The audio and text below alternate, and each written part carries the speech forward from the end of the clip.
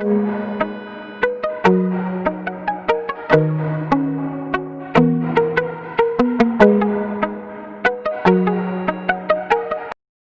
Friends and students, আমার প্রিয় ছাত্রছাত্রী ভাই বোনেরা, institute of academic and competitive English পরিচালিত এসপি এডুকেশন অ্যান্ড কেরিয়ার চ্যানেলে আমি আবার আরেকটা ভিডিও নিয়ে উপস্থিত।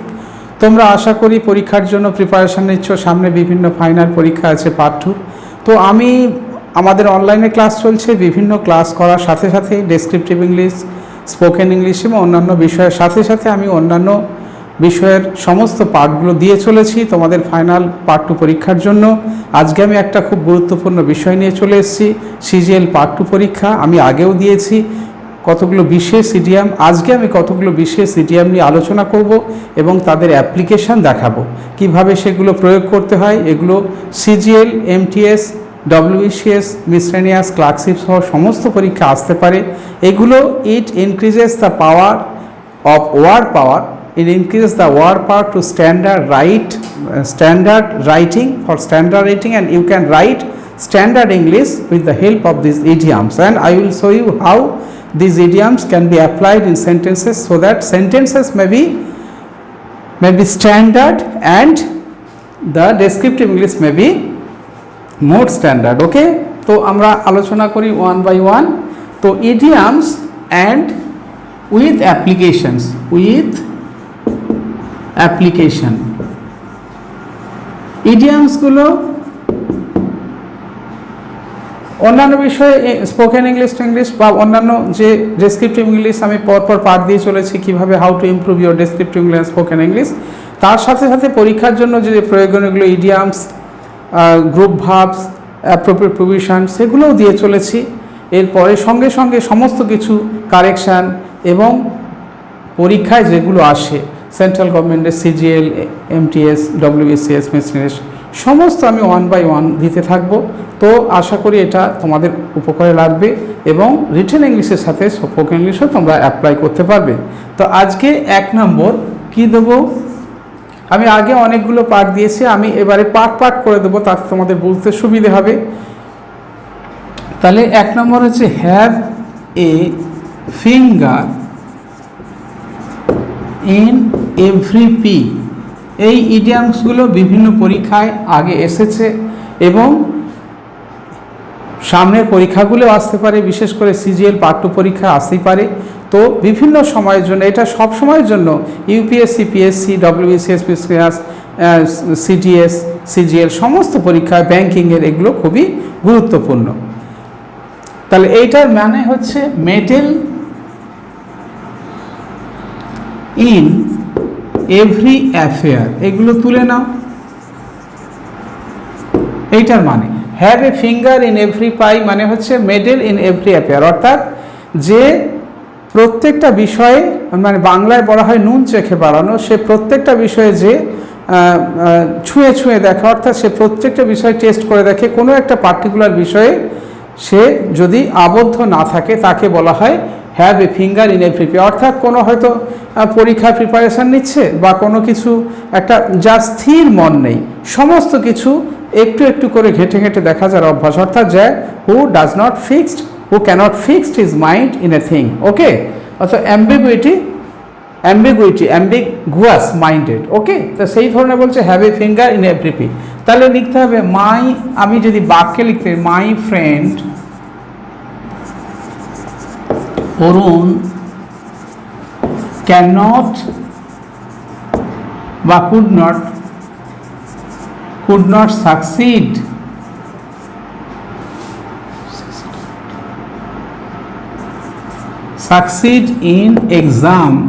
in competitive exam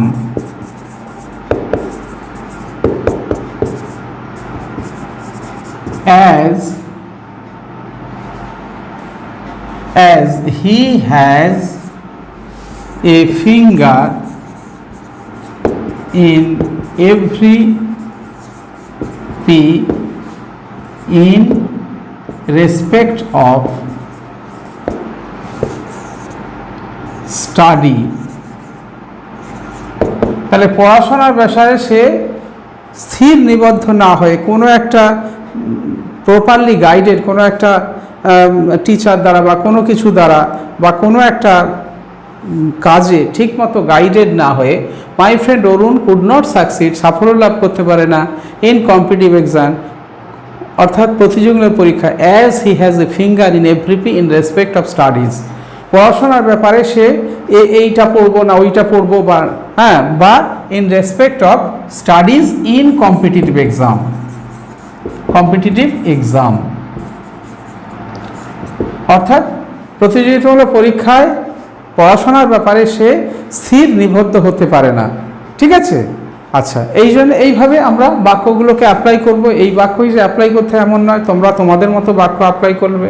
ঠিক আছে, এরপরে 2 নম্বর তোমরা তুলে নাও, প্রয়োজন হলে পজ করে তুলে নেবে, কিন্তু এগুলো খুবই গুরুত্বপূর্ণ, এগুলো বাক্যে তোমরা প্রয়োগ করবে এবং প্রয়োজন অনুযায়ী বিভিন্ন পরীক্ষায় আসতে পারে, সেই আসার জন্য তোমরা মুখস্থ এবং অ্যাপ্লাই করে রাখবে। 2 নম্বর হচ্ছে heads will role.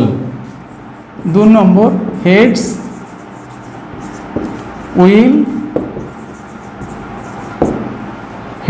With roll. Heads will roll মানে হচ্ছে dismissal will occur. Dismissal will occur মানে কোনো ব্যাপারে ডিসমিস হয়ে যাবে, কোনো case.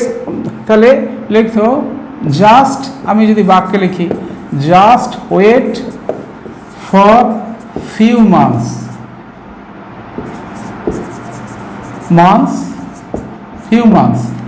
and don't bother, the case in the court will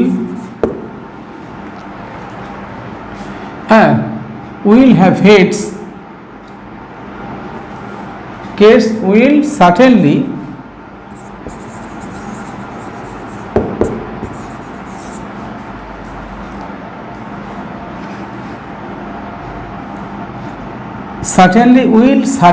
have heads, বা দ্য রোল, এইটাকে যদি বাক্যটাকে এইভাবে করা যায় যে just wait for few months, you will certainly don't bother the heads of the case will roll। ঠিক আছে, roll certainly in the court. ঠিক আছে, তাহলে just wait for few months, কিছু মাস ওয়েট করো, ডোন্ট বদার, কোনো রকম চিন্তা করো না বা বিরক্ত হয় না, heads of the case will roll certainly in the court, অর্থাৎ কোর্টেতে এই যে কেসটা আছে নিশ্চয়ই ডিসমিস হয়ে যাবে বা নিশ্চয়ই কেসের কোনো কেসটা উইথড্র হয়ে যাবে, কেসটা ডিসমিস হয়ে যাবে, তোমার চিন্তা করার কোনো কারণ নেই। এইভাবে নিজেদের মতো বাক্যগুলো অ্যাপ্লাই করবে। আচ্ছা, 3 নম্বর,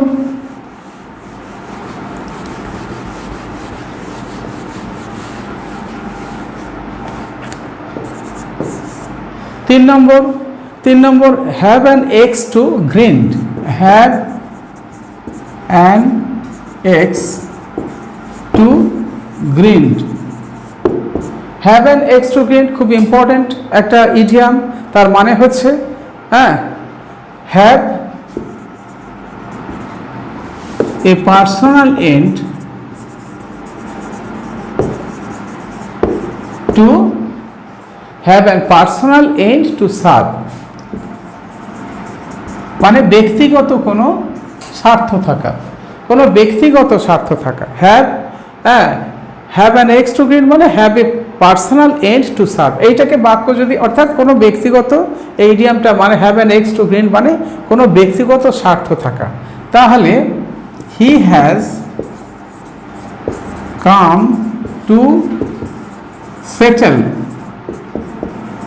দ্য ম্যাটার। বাক্যগুলোকে নিজেদের মতো করে ব্যবহার করবে এবং বাক্য ব্যবহার করার ক্ষেত্রে যদি ডেসক্রিপটিভ ইংলিশের প্রয়োজন হয় তাহলে তোমরা আমার আগে ডেসক্রিপটিভ ইংলিশ 1 by 1 আমি শিখিয়ে যাচ্ছি, সেগুলো 1 by 1 দেখবে।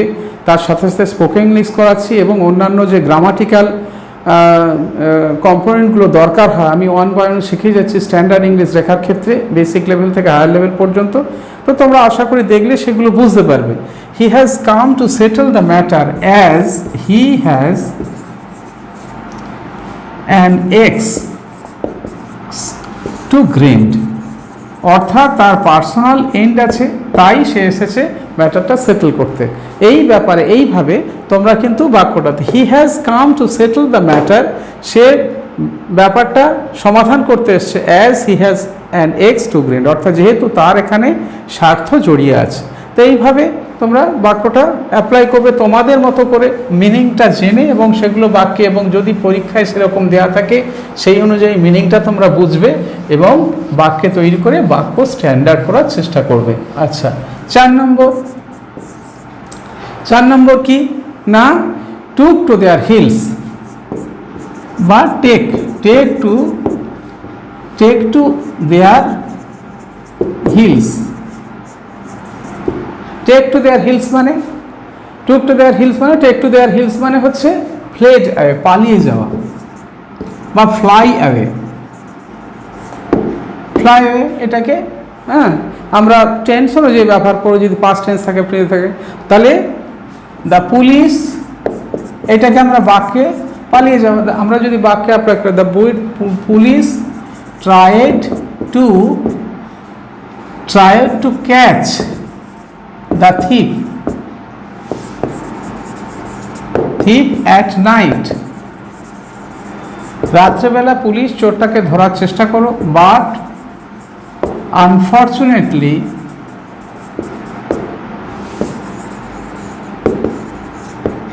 the thief took to his, এবারে হিজ হবে, দেয়ার হবে না, took to his heels মানে পালিয়ে গেল।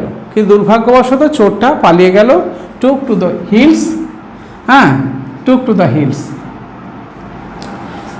টুক টু দ্য হিলস আমার বাক্য বাড়াতে ইন ডিসগাইজ, ছদ্মবেশে, নিজের মতো বাক্যটা বাড়ানো যায় এবং তৈরি করা যায়। ওকে, তাহলে কি বললো, the police tried to catch the thief at night but unfortunately the thief took to his hills in disguise, ছদ্মবেশে চোরটা কিন্তু পালিয়ে গেল, ধরতে পারলো না। তাহলে এইভাবে তোমরা নিজেদের মতো বাক্যটাকে অ্যাপ্লাই করবে, ঠিক আছে। এরপরে 5 নম্বর, আমি তাড়াতাড়ি লেখানোর চেষ্টা করছি সময়টাকে কমানোর জন্য, তোমরা একটু বুঝে নেবে এবং তুলে নেওয়ার চেষ্টা করবে। 5 নম্বর কি না, little elbow room. Little elbow room, little elbow room মানে হচ্ছে ফ্রিডম, এটা হচ্ছে স্বাধীনতা, ফ্রিডম মুক্তি বা স্বাধীনতা, লিটল এলবো রুম, ঠিক আছে।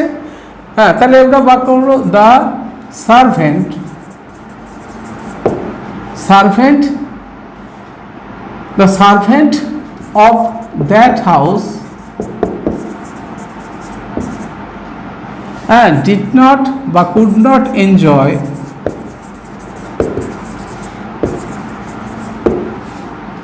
little elbow room,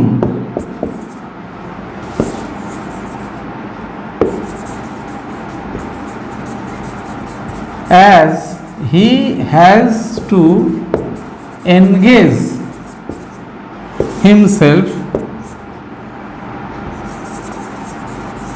always in the work, অর্থাৎ তাকে যেহেতু the servant of that house could not enjoy little elbow room as he has to engage himself always in the work, যেহেতু তাকে একটু মুক্তি বা স্বাধীনতা পায় না বা ফ্রি পায় না, যাতে সে নিজেকে একটু করতে পারে, মানে ফ্রি মনে করতে পারবে, লিবার্টি পায় বা স্বাধীনতা পায়, তো এইভাবে করবে। ওকে, আচ্ছা। তারপরে 6 নম্বর কি না, a bee in one's bonnet, a bee in one's bonnet মানে হচ্ছে an obsession about something, an obsession about something, কোনো কিছু সম্পর্কে গভীর চিন্তা ভাবনা করা বা একটু মানে গভীর আগ্রহ করা, a bee in one's bonnet। তাহলে he has a bee in his bonnet as he always tries to keep himself engaged in decorating something,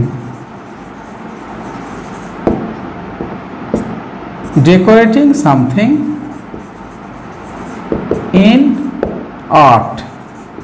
তা আর্টে তাহলে কি হচ্ছে, হি has a bee in his bonnet as he always tries to keep himself engaged in decorating something in art।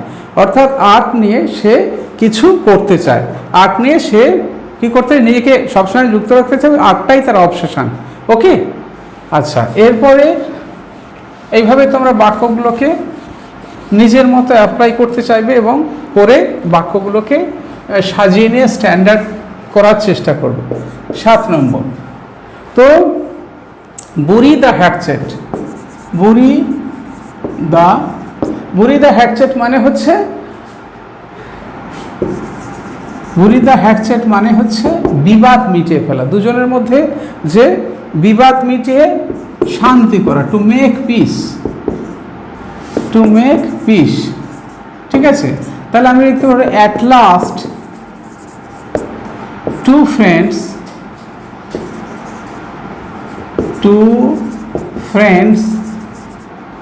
FRIENDS friends buried the hatchet and তারা নিজেদের মধ্যে গন্ডগোল মিটিয়ে ফেললো and became friends again। তাহলে কি, তারা নিজেদের মধ্যে গন্ডগোল, at last two friends buried the hatchet and became friends again। friends again, forgetting their, তাদের ভুলে গেল, forgetting their enmity, তাদের এই শত্রুতাটা ভুলে গেল এবং নিজেরা আবার বন্ধু হয়ে গেল। তো আমি এইভাবে এই 7টা ইডিয়াম দিয়ে আজকে বোঝানোর চেষ্টা করলাম যে খুব গুরুত্বপূর্ণ ইডিয়াম, যে কিভাবে ইডিয়ামগুলো দিয়ে ইডিয়ামগুলো করে মানে বোঝা যায় এবং সেগুলো বাক্যে প্রয়োগ করে স্ট্যান্ডার্ড করা যায়। তো এইভাবে তোমরা করবে, আমি একের পর এক দিয়ে যাবো। আশা করি তোমাদের এটা বুঝতে কিছুটা সুবিধে হয়েছে, তোমরা নিজেদের মতো বাক্য তৈরি করবে। যদি এটা ভালো লাগে তোমরা লাইক, কমেন্ট, শেয়ার করবে এবং পরবর্তী ভিডিওগুলো পাওয়ার জন্য আমি বিভিন্ন বিষয়ে ভিডিও দেবো, ইংরেজি এবং আমি পরীক্ষার জন্য তো দিয়েই চলেছি, কম্পিটিটিভ পরীক্ষার জন্য তো দিয়ে যাব। তোমরা যারা নতুন তারা অবশ্যই চ্যানেলটাকে সাবস্ক্রাইব করবে যাতে পরবর্তী ভিডিওগুলো পেতে পারো এবং ডেসক্রিপশান বক্সে গিয়ে আমার সঙ্গে যোগাযোগ করতে পারো, সেখানে যোগাযোগের মাধ্যম দেওয়া আছে কিভাবে যোগাযোগ করবে। তো আমি তোমাদের কোয়ারিগুলো মিট আপ করার চেষ্টা করব। তো আজকে তোমাদের ভিডিওটা দেখার জন্য ধন্যবাদ জানিয়ে আজকে শেষ করছি।